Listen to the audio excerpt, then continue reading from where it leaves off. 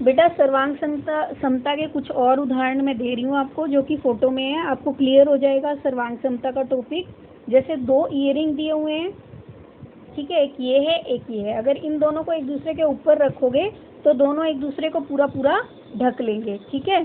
तो ये भी क्या है, एक एग्जाम्पल है सर्वांग समता का, ठीक है। इसी तरह से अन्य, जैसे बुक के पेजेस दिए हुए हैं, ये पेजेस एक दूसरे के ऊपर पड़ेंगे तो क्या करेंगे, ये भी एक दूसरे को पूरा पूरा ढक लेंगे, ठीक है। इसी तरीके से बिस्किट हैं, ये भी क्या है, एक दूसरे को पूरा पूरा ढक लेंगे, ठीक है।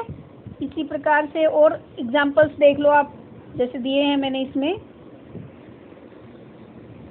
ये है जो आप खाते हैं सैंडविचेस, इनको ये भी एक दूसरे को पूरा पूरा क्या कर लेते हैं, कवर कर लेते हैं। तो ये सारे क्या हैं, सर्वांग समता के एग्जाम्पल्स हैं, इन्हें समझो और देखो।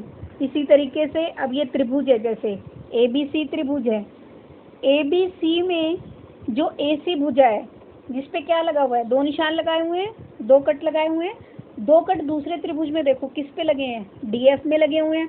तो यानी AC भुजा किसके संगत हो गई, DF के हो गई। इसी तरीके से AB पे कितना कट लगा है, 1 कट लगा है। दूसरे त्रिभुज में देखो ED पर कितने कट लगे हैं, 1 लगा है। तो यानी AB किसके संगत हो गई, ED के संगत हो गई। ऐसे ही BC में देखो, BC में कितने कट हैं, 3 है। और EF में भी कितने हैं, 3 कट लगे हैं। यानी BC किसके संगत हो गई, EF के। तो यानी ये तीनों भुजाएं क्या हैं, एक दूसरे के संगत हैं।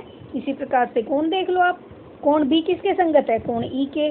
कोण A किसके संगत है, D के। और कोण C किसके संगत है, F के। तो इस प्रकार से सर्वांग समता का टॉपिक आपको मेरे हिसाब से समझ आ गया होगा। किसी और को कोई और दिक्कत हो तो उसे और एग्जाम्पल से समझ लेना।